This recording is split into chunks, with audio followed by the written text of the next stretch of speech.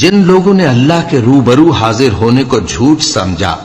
وہ گھاٹے میں آ گئے، یہاں تک کہ جب ان پر قیامت ناگہاں آ موجود ہوگی تو بول اٹھیں گے کہ ہائے اس کوتاہی پر افسوس ہے جو ہم نے قیامت کے بارے میں کی، اور وہ اپنے اعمال کے بوجھ اپنی پیٹھوں پر اٹھائے ہوئے ہوں گے، دیکھو